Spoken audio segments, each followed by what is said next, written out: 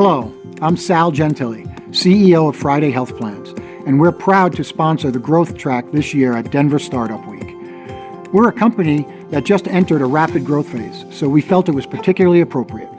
When my business partner and I started Friday Health Plans 5 years ago, we knew we wanted to create a company that catered to people who bought their own health insurance. The Affordable Care Act was just getting going, and we saw an opportunity to serve a brand new market of health insurance consumers. Independent consultants, startup groups, gig workers, service industry workers, designers, creators, and other independent professionals, like many of you here today. We knew that if we built a health plan that was simple to buy, easy to use, had great customer service, and most of all was affordable, we could compete against the big insurance plans who only focus on serving big companies. After spending 5 years getting into the Colorado market and completing a successful proof of concept, we successfully closed a $50 million round of growth funding earlier this year. We're now about to expand to 3 additional states later this year, hire more than 400 employees to support our growth, and eventually be in more than 10 states by 2025. I wish each of you good luck in your startup and growth pursuits. And as you think about your upcoming health insurance needs, I hope you consider fellow growing startup Friday Health Plans. Open enrollment starts November 1st. Check us out at fridayhealthplans.com.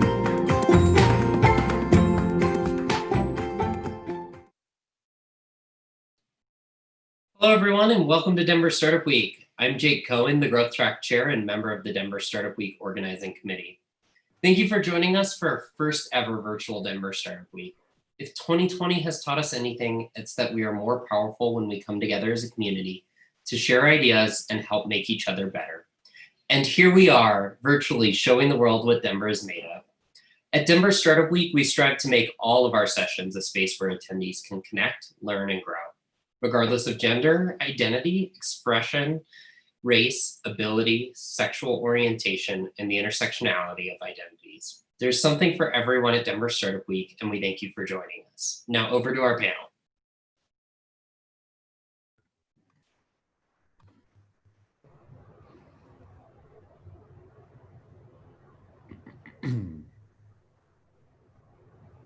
Hi, everyone. Welcome to the panel discussion on being authentic on social media, which is an extreme passion of mine. My name is Adam Peck, founder and CEO of Subliminal Media, identify and tell their stories. I'm co-hosting this event with Gabe Rovick, who is the founder and owner of F40 Studio.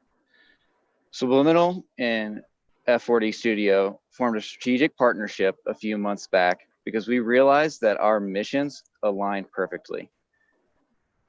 We are here to tell stories that bring joy to people's lives, that is authentic to people's brands. So we joined partners to utilize each other's areas of expertise to better tell those stories and better serve our clients.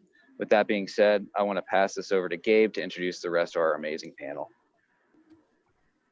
Awesome. Thank you, Adam.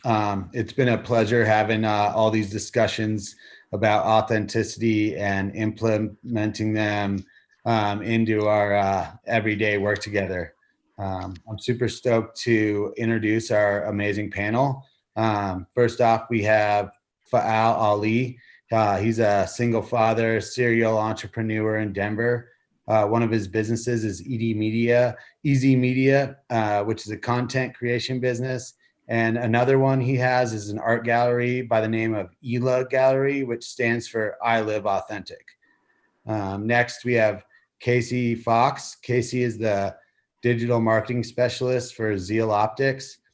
She represents the larger brand perspective, and we want to hear how she navigates the corporate setting to make sure the brand remains authentic. And we have Ashley Baller, a Hispanic American.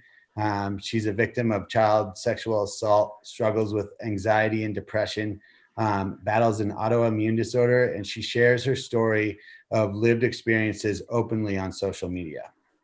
I'll also sit on the panel as well, providing my insight from a personal perspective of being a business owner that creates content for endless brands, heavily for social media.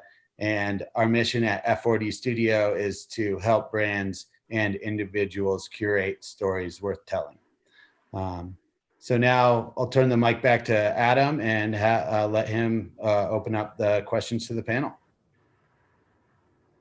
Great. And I want this to be a really interactive panel between the panelists. And if there's a question, a follow-up that you would like to ask somebody that just answered, please hop in. I really want this to be an authentic discussion between all of us. And I want to kick it off with the first question for Casey and Ashley to see, what is your perspective of the current social media landscape? And keep in mind with the theme of authenticity. Yeah.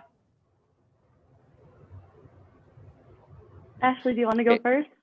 Yeah, go. Yes, sorry. Currently the social media landscape, I, really appreciate following people who are very authentic. One person who comes to mind is Chrissy Teigen, just because she is a mother of 2 and she's currently pregnant with her 3rd, and she posts about cooking food and, having stretch marks.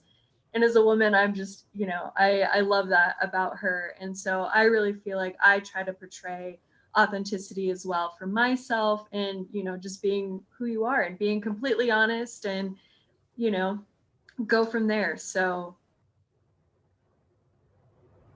Yeah, I think, go ahead, Adam. Oh, sorry. So, Ashley, if you could, dive into, there's Chrissy Teigen is a great example, but is what you see on a daily basis as far as for you as an individual, are people being authentic, or are they just publishing content to go viral? That's more of the direction I wanted to go in, is are people being authentic?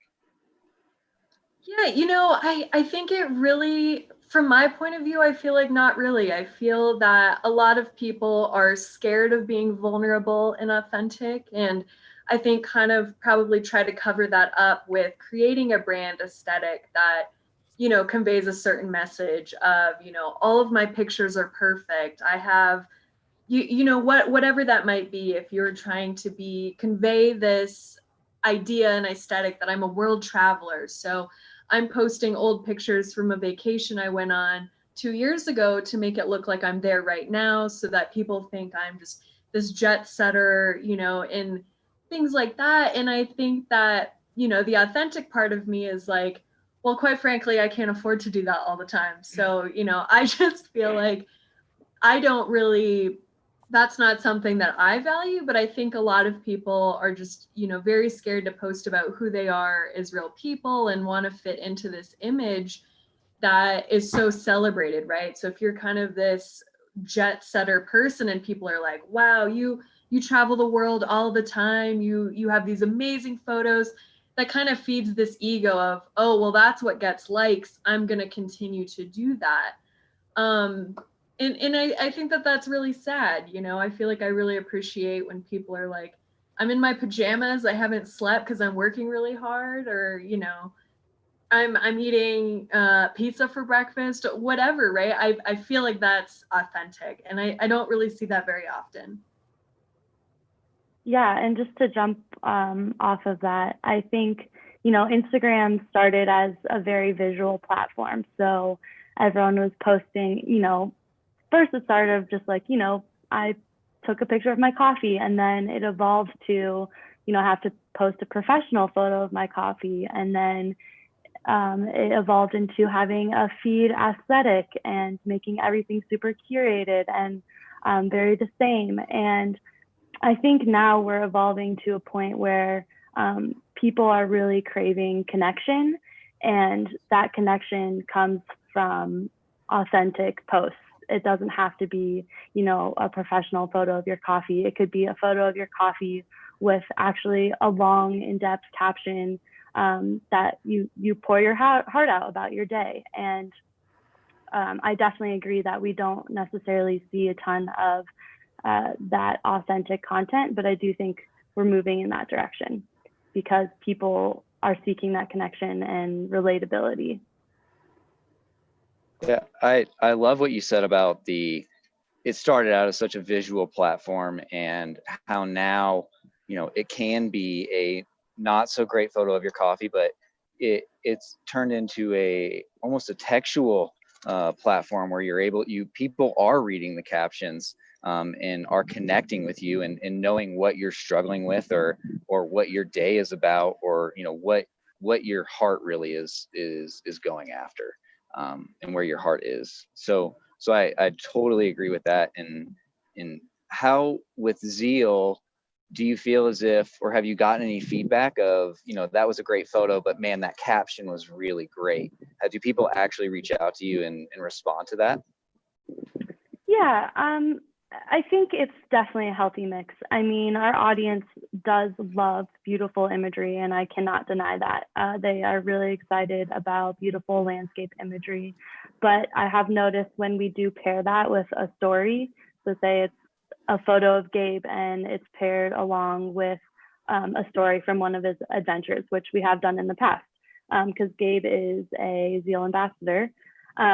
Those do really well, and people do stop to read the story.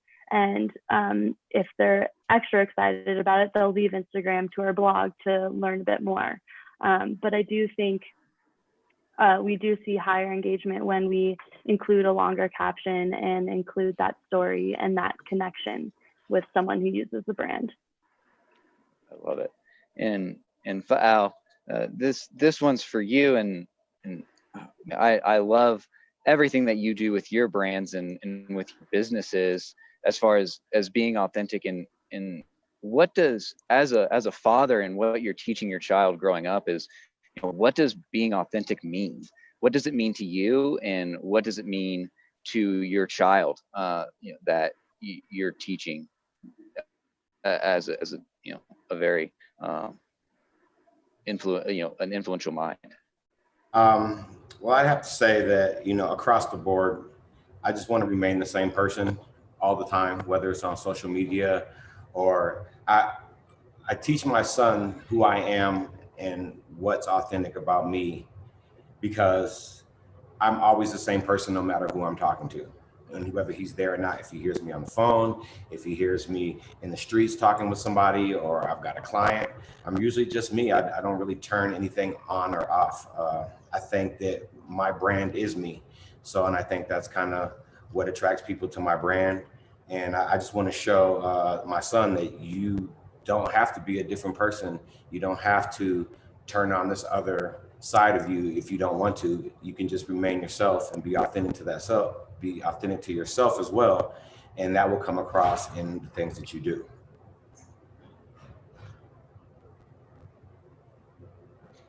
And when you say that you don't turn it off, you're just always the same person, do you find that ends up actually, I know from my lived experiences, is that actually makes life a lot easier and less stressful when I can be the same person that I am, as you said, in the streets, as you are on social media. You're not putting on this facade.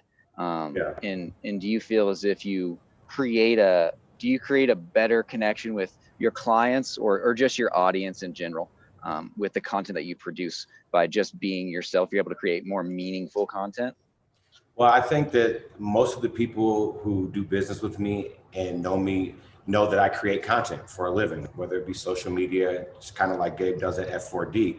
So they wouldn't be surprised to see me go extra hard to create some type of content that says, hey, I was out here doing this, I was camping this, I could really make it beautiful and put a whole arc in the story. But I continue just to be just like the normal everyday person. I'm just taking selfies with my son or taking pictures with my cell phone. I don't necessarily always use all of my resources in order to create my social media brand. I just kind of keep it normal. So I think that definitely helps keep it easier for me, because I don't have to work so hard in order to create this big facade. I never really had a facade, and we live in a day and age where people create whole personas in order to get likes, because it's a numbers game, and you'll see the whole thing where people are buying and selling followers and likes and things like that. And so they'll go out of their way in order to have those analytics and take those screenshots to say, hey, I got 5,000 followers today off this one post. But what they don't show you is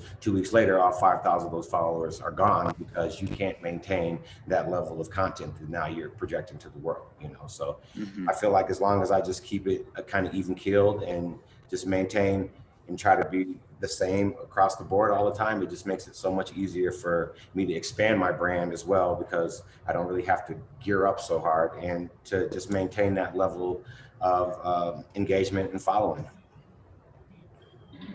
I love that. I love that perspective.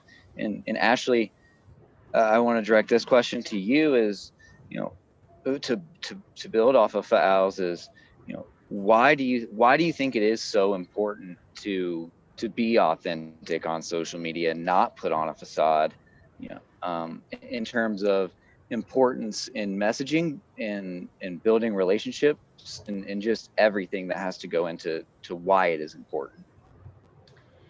Yeah, you know, I love Faal's point that, you know, you can't, he doesn't want to live to a point where there's turning off and turning on and turning off. And I very much feel the same way, that what you see is what you get, you know. And I really like to use my platform as a means of saying, these are the things I've went through, and I want to raise awareness as to, you know, women aren't alone if they've also experienced childhood sexual abuse, or other people out there with autoimmune diseases. And, you know, those aren't the only things about me either that I portray on social media. But I just feel like that's very important, just to live a happier, more carefree life, you know.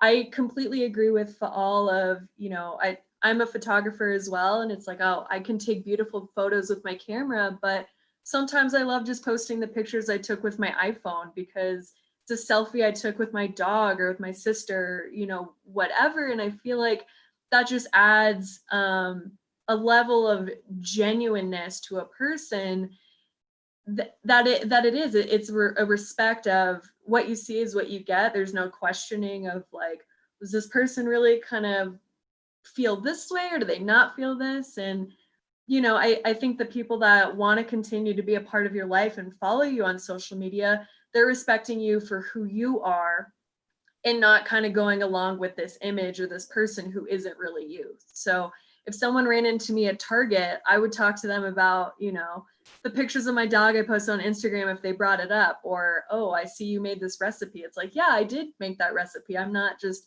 you know, for lack of better words, making it up. And, you know, I stole that photo from somewhere else. It's, you know, you're always going to get Ashley Baller when you talk to me. So. Sorry guys, I dropped off there, did not have connection, but I'm sure whatever Ashley said was amazing. But and I can almost assume what you said because I know who you are as a human, and following you is, you know, when you said this in your first comments about being vulnerable, and you know, why is it, what has, you know, touched your heart to say, you know, I'm going to be vulnerable right now on this? And are you sharing it for yourself, or are you sharing it, being vulnerable for others, to gain something from it as well? So that there's kind of two answers to that question. You know, to be completely honest and transparent, part of posting about, you know, women's rights and childhood sexual abuse really helped my healing, kind of saying, finally opening up that box of, this is what I experienced and it's real. But a part of that was, you know, whenever I've said those things, it's, you know, the girls that are my age who are like, oh my God, I thought I was living alone, that I didn't know anyone else had went through this. And, you know, where are you kind of with that? And how have you harnessed that into something positive? And, you know, so that's kind of twofold. But I'd say more often than not, it's just being vulnerable for others, just because I think a lot of the things I've gone through, there's been that, you know, feeling alone of, oh, I didn't know other people went through that, you know. Just going through anxiety and depression kind of after this long bout of, you know, being diagnosed with an autoimmune disease very young. I just had kind of felt, okay, well, this is totally taboo. I've never struggled with this before. I don't think my parents have. I don't have older brothers or sisters, so I don't know what to talk to them about. And it's kind of creating this community and realizing that by me saying it, other people can also say, I struggle with the same thing, or I did struggle with the same thing, or they're in a place where they don't know how to get help, right? And so if I say medicine helps, therapy helps, those are just what have helped me, but someone else can say that and be like, okay, now I can be proactive. And if that worked for them, I can do the same things. And maybe that'll make a difference. Absolutely. I mean, I actually have this written down in my notes. And it is almost, it's selfless and also selfish of how cathartic it can be to be vulnerable and put something out there, and how it can also just help other people by, there's so many people in this world, and you're not the only one struggling with anything. There's somebody else out there that, maybe your post about struggling with mental health is going to change their perspective. And I really appreciate you talking about that and putting it out there on a regular basis. Like, I know I've struggled with mental health, and seeing your post about it, I'm like, oh, you know what? She is crushing life, and she is also struggling with mental health. Like, that is amazing. It really As I eat helps me za for move through it. breakfast, or Yeah, and you eat pizza eat for breakfast. McDonald's for the 6th day Absolutely. in a row. Exactly. And so this next one is, speaking of, like, call it taboo conversations, this question is kind of a lightning rod for Al and Ashley, as well as, what was or is your stance on these viral trends that we see, such as the black square that made its rounds a couple months back with the Black Lives Matter movement. Do you feel as if that was something that was truly authentic to a lot of people, or do you think that was more of just a single action that didn't speak as loud as, a life of actions? It might be a pointed question, but I know how I feel about it. So I would love to get your perspectives. I think it started off meaning well, and then also I think that something that's so detached from really anything real, just as far as the black squares. Me personally, as a black dude, I never put up a black square. I'm black every day. I don't need a square. I'm trying to lead by example here. But I think it was also a way for people to kind of bow out of that conversation, because here the first thing you see is this black square or black circle, and my stance on it. But that could just be a safe haven for certain things to kind of bow out of those conversations and just kind of quietly say, well, yeah, I'd rather not, and for some people it definitely had a lot of meaning, and it was, hey, I really believe this, and I really align with what this means, and I'm standing up for this, and this is one way I can show that. So I think it kind of gets diluted a little bit after time. It's like I still see people on their Facebook with the very first filter that was like that, like for France or something a couple of years ago, and they still have that on their Facebook profile. Is it because it's a cool filter, or are they really still fighting for what they were fighting for in France at the time? So I think that things can get convoluted with something. I feel like it's really not attached to anything after the first week or so, and it kind of gets lost. Absolutely. Yeah, I mean, I completely agree. Being Hispanic, I, have never experienced what it's like to, be Black or anything like that. But I think the frustration that I kind of felt was that if instead of putting a black square of a blackout day, it's like that doesn't do much, and so what really helps communities is volunteering, or being a mentor. I volunteer at Girls Inc. predominantly with Hispanic girls in the community, and so it's like, if you really want to be a racial justice warrior, I think it goes further than just changing your profile picture or not posting a photo for a day. I'll probably catch some heat for that. But I think that there's nothing wrong that if you did that, but I think it starts the conversation. But what's the next step? What are you going to do to really fight for that cause? If you truly believe that, I think that, this goes into voter rights, volunteering, a whole plethora of things, not to make this political, but I think that there's more to do than just tagging along with everyone. Or if you're being guilted into it of like, oh, well, I'm white, I don't want to seem like a jerk, so I'm going to post this because, I think that a lot of those things are rooted in good causes and good meaning. However, my standpoint is if you really cared, you'd be out there doing more for the community. Casey, you were nodding your head when Ashley was talking, and I just wonder what was kind of going through your head, and whether this is a personal basis or as a standpoint from a brand. I would just love to see kind of, it looked like you really connected with what Ashley said. Yeah, I mean, I personally think, the Black Square was an interesting phenomenon, and I think that it maybe turned into, like we were saying, it got diluted, and I would agree with that. But I think what really matters is if you posted or not, is what actions you did to follow up afterwards, and how you can continue that messaging beyond posting on social media. And I think that's really what matters at the end of the day with that conversation. So that's where I was nodding along, just kind of the follow-up actions from posting in solidarity with that trend. Absolutely. And Fael, just from, something you said that I really connected to is, was it the bowing out of having that conversation, and not just for the Black Square, but for any other of these viral trends of, it's a way to bow out, or to just show like, oh, I'm being compliant with the social norms.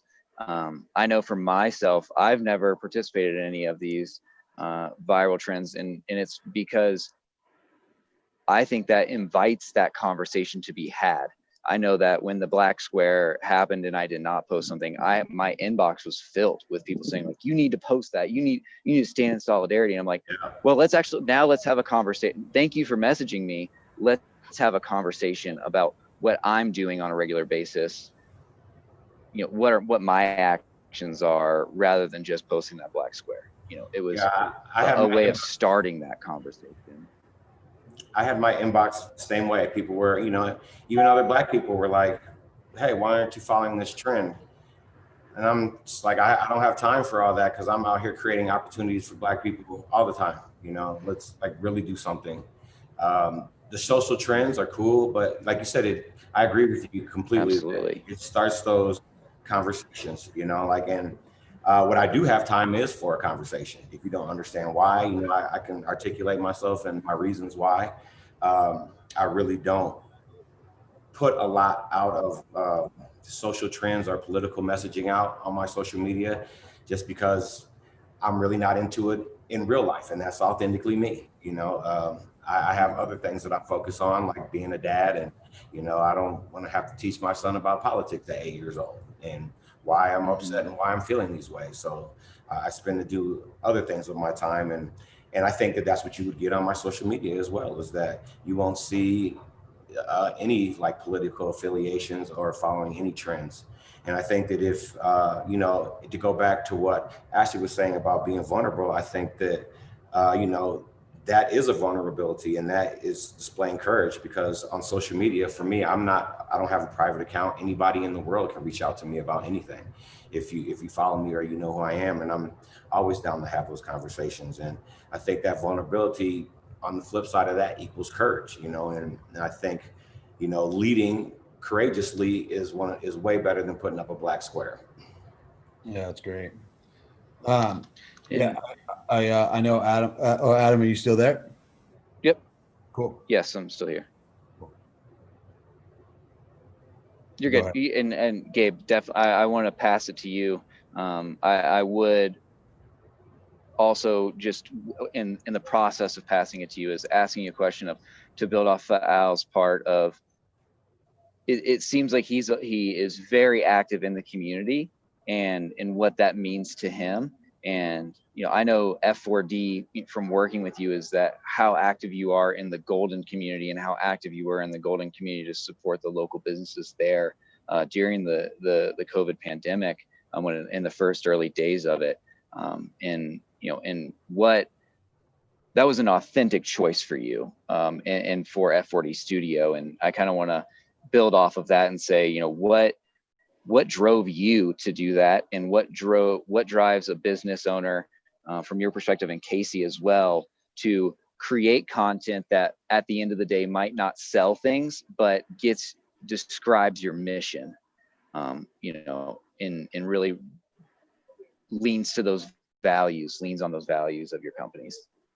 Yeah, totally. Well, you know, we've only been, our office has been in Golden for a little over a year now. And before that, we were in the River North Art District. And, you know, I feel like it's super important to be a part of your community. So wherever we are, we go meet our peers where we are. So, you know, when we're sitting here and the pandemic happened, a lot of us, you know, our whole team sitting at home, and I couldn't help to think, like, what can we do for all the other people in our area where we have a office space to support them. And so we chose to make content that supported everybody, and not, you know, we picked the restaurant industry because they were able to kind of stay open a little bit. And so we could support them directly at that time. But, you know, and we can meet a lot of people at the same place. You know, there's people that work there that didn't have jobs, and there's people that, you know, need food too.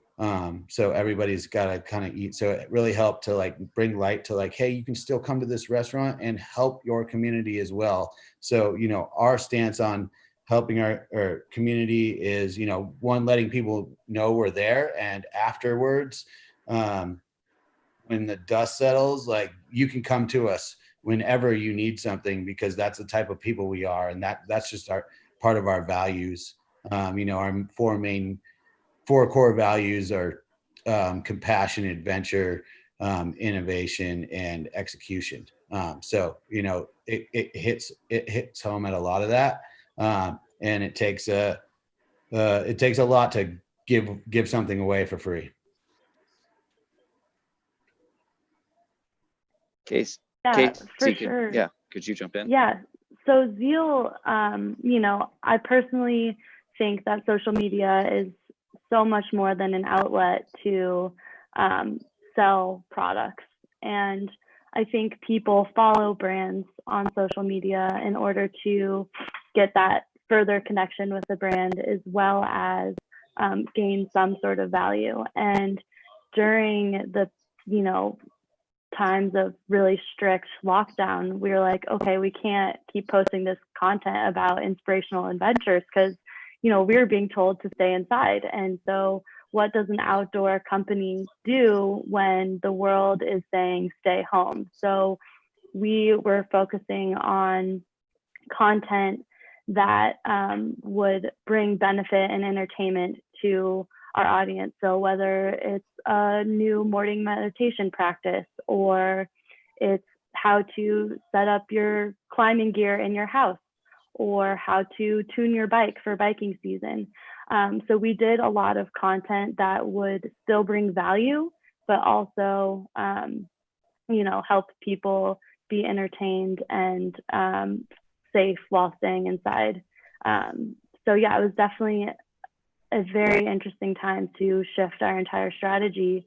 But it was also really exciting to be able to shift so quickly and still provide content that our audience was deeply connected with and felt that human connection with the brand, rather than us just kind of being this logo entity talking about sunglasses and goggles. We were really providing that lifestyle content with our community.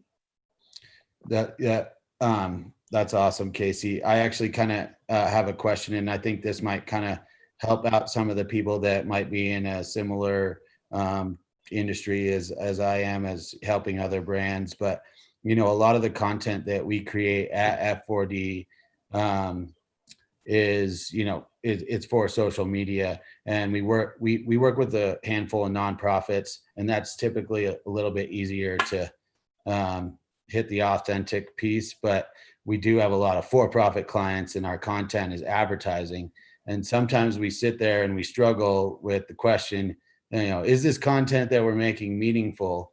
But I do notice, Zeal does a great job at consistently showing their purpose with the projects that you support and the content that you create. But, how does your team address meaningfulness when you're creating and publishing content?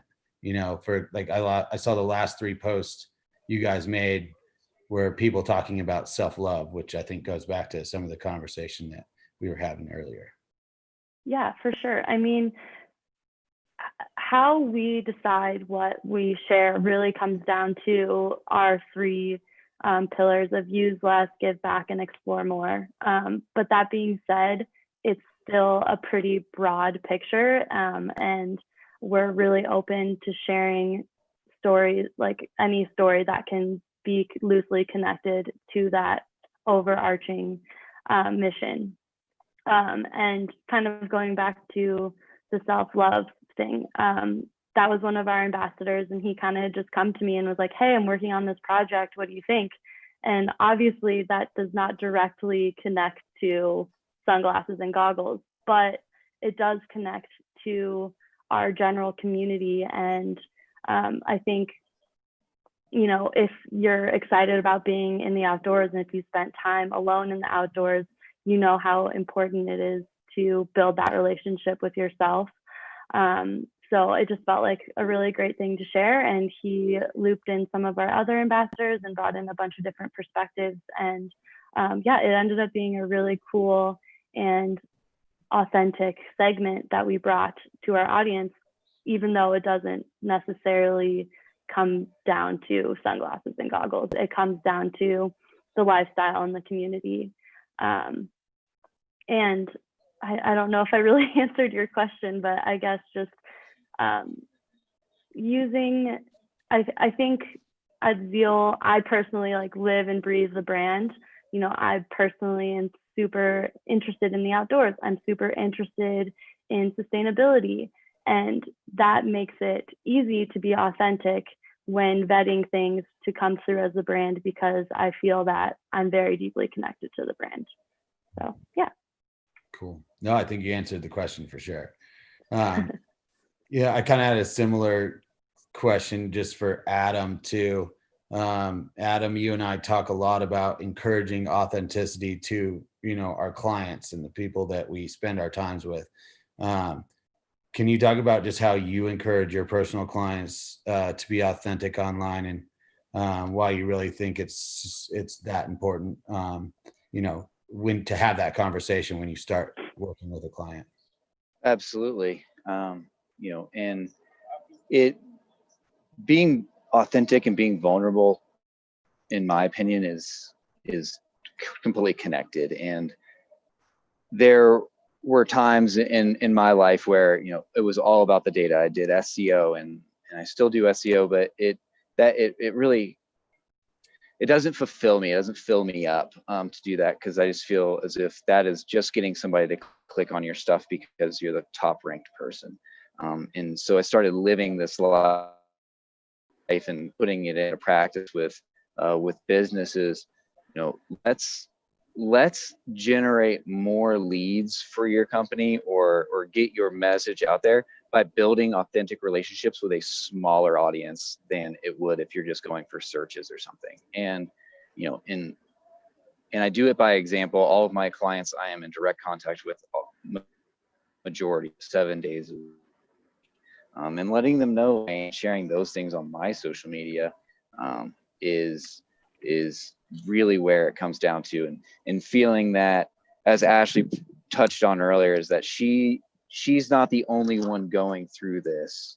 There's other people that are struggling with that same message, and doing it for yourself first. And when you fill yourself up first and are truly authentic to who you are, you're going to connect with people. You might not connect with everybody, and that is okay, because you're going to make more of an impact on a smaller amount of people than you are going to by appealing to everybody on social media.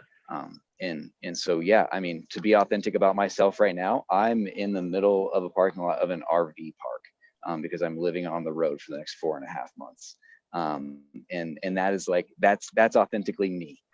And I think that just tells my clients that, be willing to be vulnerable, like admit that you are kind of a mess and that you don't have everything figured out. And people are going to connect with that because they realize they're a mess as well.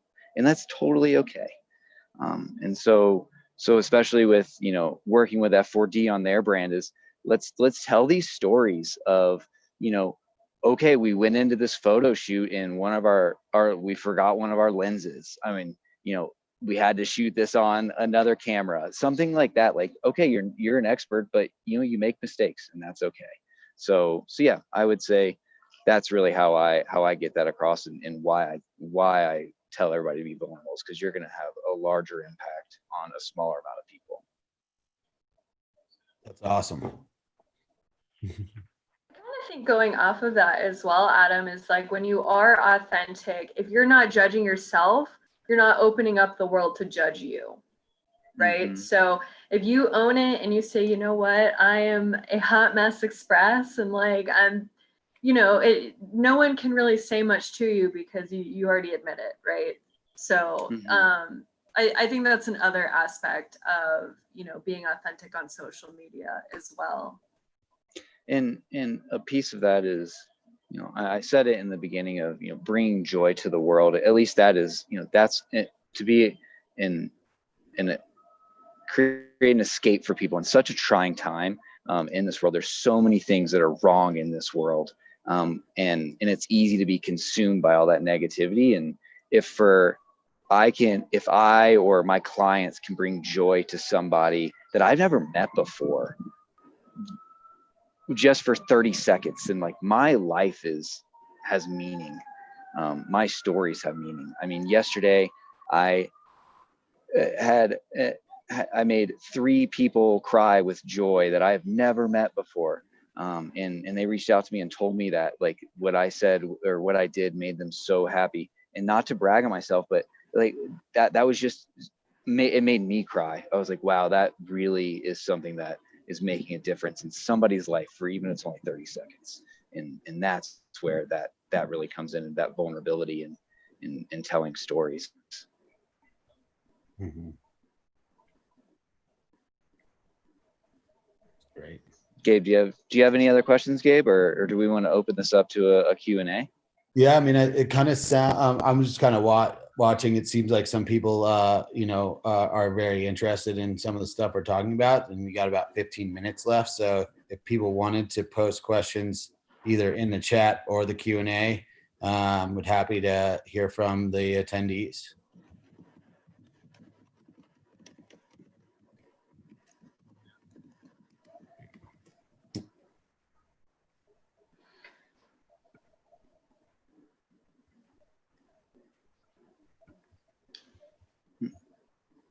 Looks like we got a lot of questions about the handles, and they should all be posted in there. If not, you're welcome to send me an email afterwards, and I'll share all the information of all the panelists if you would like. And I just posted my email address in the box. So we have a question. Have you regretted being vulnerable on social media?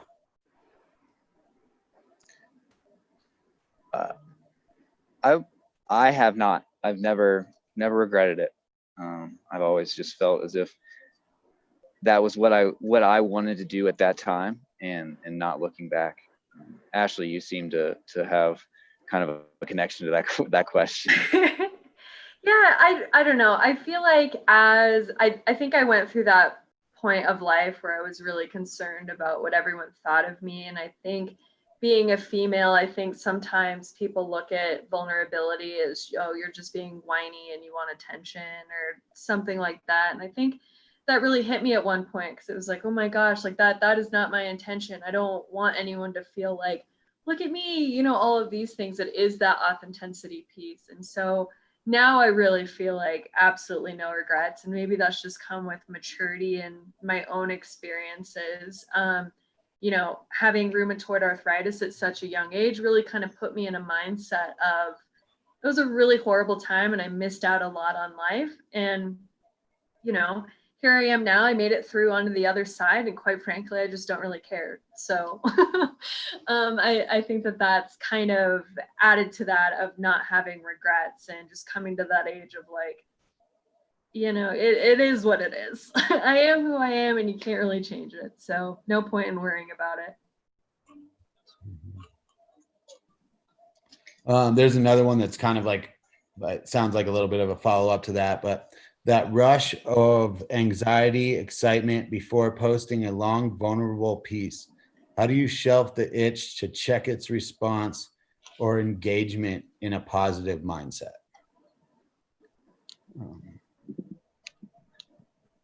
So Al, how you seem to have had a connection to that question. I think you just got to commit it. I always, don't get me wrong, I have queued some things up before and had to pull it back down and never actually hit the post button. But, sometimes I think that's the whole thing we were talking about, vulnerability and courage. And courage is if you have something to say, and this is your platform, no matter what platform you're on, and you feel like, you have to get something off your chest, then just, you just have to commit to it. Some people use social media as their journals or the platform just to gripe all the time, but I think that everybody has their own, they know what they want out of their social media. So if they want to gripe or they want to be vulnerable or whatever, put it out there and see what kind of response you get, because it's just social media. Mm-hmm. Definitely. Absolutely. And that kind of goes back to the idea of do it for yourself. Like if you want to type that out and do that, and then you just don't want to, and then at the end of the day, you're like, you know what, I don't want to do this. It's like, okay, then that's fine, right? Like if you're doing it for yourself and you find out you don't want to do it, then don't do it. But if you press that button and I just check that itch to respond, like to gauge the response, and go check it. That's fine. You did it and you're just gonna let it roll. Casey, you seem to have a connection to that question as well. Yeah, I mean, it's definitely a little bit different coming from a brand, and I definitely don't think I've felt like regretful of anything that I've posted from Zeal, but just from a personal perspective, I also think that, you have to go back to, why am I posting this? Am I posting this just to be vulnerable because a panel told me to be vulnerable in order to be authentic? Or am I being vulnerable because I want to make that connection with my audience? And, what does that connection look like? Does that connection look like, hey, I'm posting this vulnerable post because I want to share my perspective, and maybe someone else has that same perspective and I just made a connection with someone that I didn't know, so instead of thinking about it of just being vulnerable to be vulnerable, why are you making this post? Why are you being vulnerable? Why are you expressing yourself, I guess? And I think a part of that too doesn't necessarily have to be telling your life story, right? Like for you might be someone who really loves art. So being vulnerable is like, I don't really know how I feel about this painting I did, but I want to show it because I'm proud of it, right? It may not be, appearing in the Metropolitan Museum in New York next week, but I'm, that you took that step to show something that you are really proud that you created, even though it's not, someone might look at it and be like, wow, that's really shitty. Yeah, that's so true. Just being vulnerable could just be posting in general. Posting a photo that may not be perfect could just be vulnerable for you. That's very true. So we have a question that I actually love, is which social media do you find to be the most effective at reaching people? And to my answer, I would love to get Casey's answer. Casey, could you answer that while it's loud around me? Sure. Yeah, I mean, I think that Instagram really is the most effective for reaching people for Zeal. It's just where we find the most engaged audience. We have the biggest following there, but I definitely think it's brand specific, and definitely dependent on what you do. There's some people who have extremely huge followings on YouTube, because you can be extremely authentic and vulnerable there because it's just a straight up video of you talking or whatever it is. But yeah, I think it's brand specific or personal. Yeah. Exactly what I was going to say is it's just specific to whatever your message is and where your audience is. You just have to figure that out. And I know this might not be the most popular opinion of other marketers, but is you don't have to be everywhere. Pick one or two platforms, pick 3 platforms that you know your audience is at, and go all in on that. Don't create high quality content and not have to create low quality content at a high volume to be across all of the other platforms. Yeah, I agree with that, definitely. I'm on Instagram and Facebook primarily. Although I'm authentic on both, the things that I show on either platform are completely different.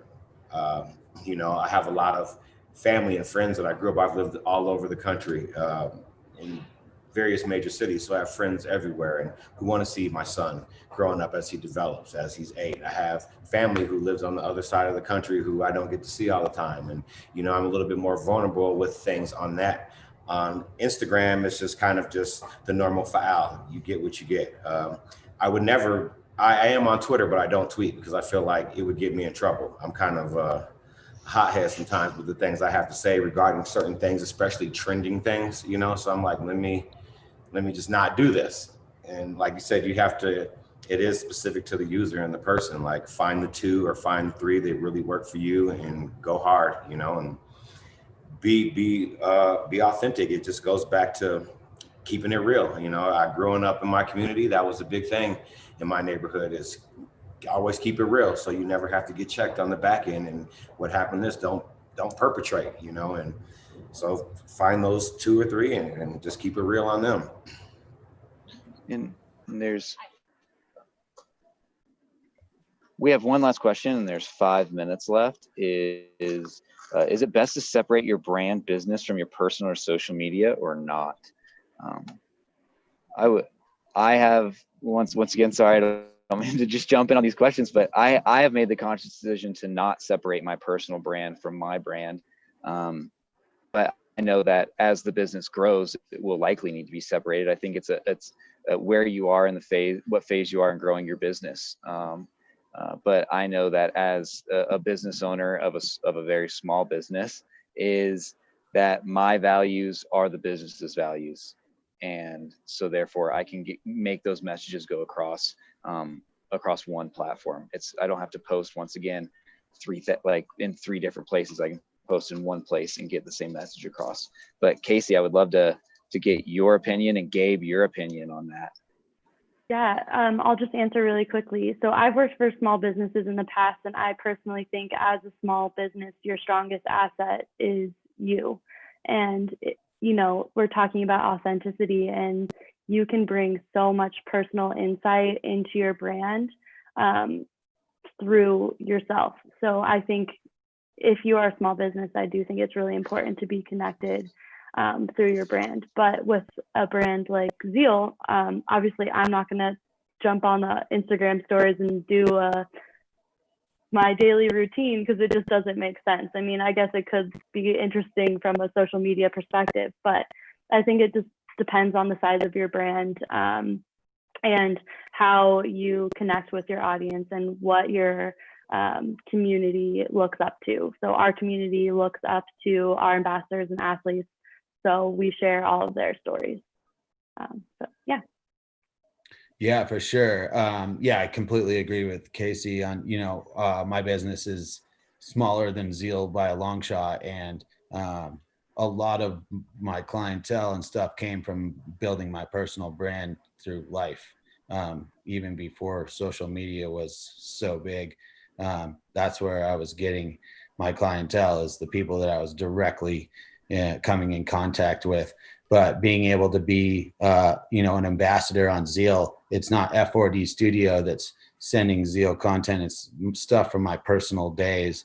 But I'm able to tie that back into the work that I do, because most of a lot of the values that are in our company come from the values that I personally hold as well. So yeah, I'm kind of curious about the same question in Faal's perspective, because you have multiple different brands, and some of them are to, like, your art gallery is specifically to celebrate other people, but then you also have your Easy Media, and you've had other businesses as well. So I'm just kind of curious how you've navigated that in the past. Well, it's kind of the same way as you, Gabe. 90% of my clientele comes from word of mouth from people I'm directly involved with, even in all facets of my business, especially on the art gallery side. So I definitely, that whole model of the art gallery that I created was my why was the homies need to get paid. I have all these friends who create super amazing art, and I want to give them an outlet, and that only sell. I don't really know people outside of the country or in various cities who sell and create art. So I kind of created a niche here. And I think it was the same thing, like you said, giving people access to me personally, allows a certain level of vulnerability for them to approach me for certain things. And I'm a facilitator. I like to make things happen. So I really value relationships. Sometimes these relationships are strictly via social media. I meet a lot of these people via social media, and then we connect in real life, and then we continue to do business from there.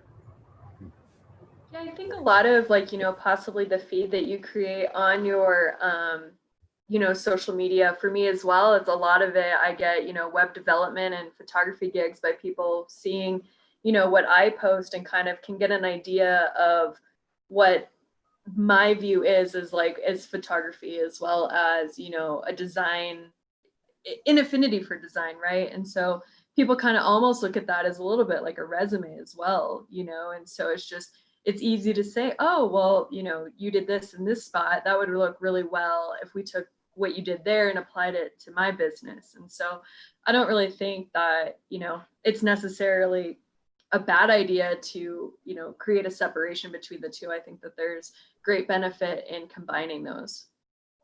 So we are out of time. If everybody could go into if all the panelists, if we could go put our contact information in, if anybody has any questions, please reach out to us.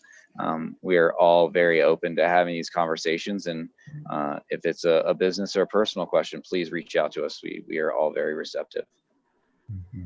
Yep. And I want to thank everybody for tuning in and kind of listening to us just ramble on.